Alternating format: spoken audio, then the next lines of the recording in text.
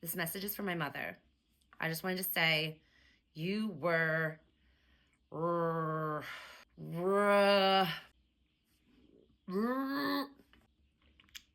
were right. You were right. That was hard. For years, my mom has raved about Legendborn by Tracy Deonn, and she has pushed, some might even say incessantly at times, for me to read it. Now, theoretically, it's got everything that I love: fantasy, dark academia with secret societies, the legend of King Arthur. And don't get me wrong, my mom and I read a lot of the same books. We're constantly making recommendations to one another, which usually work out, with a couple of exceptions.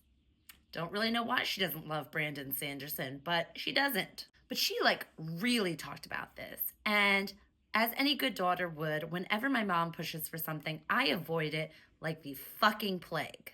With the third volume of the series, Oathbound, coming out next month, I decided it was time to finally give Legendborn a try, and I will admit, I love it. The action in this book starts out pretty much right away. You've got our main character, Bree, who is accepted into an early college program at UNC.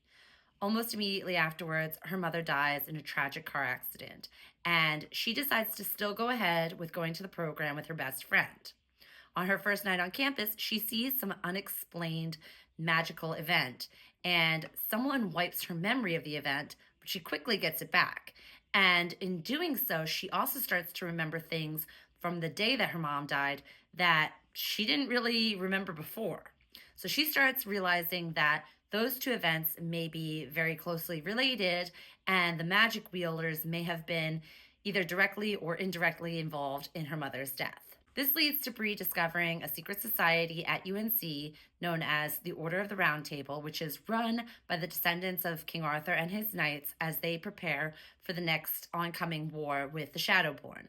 While there are a lot of fantasy elements in this book, there's also a lot of real life relatable things like grief, racism, sexism, and I feel like that element of fantasy combined with realism really makes for a very interesting story. I am over halfway through this book. I can already tell you it's going to be a 5-star read for me.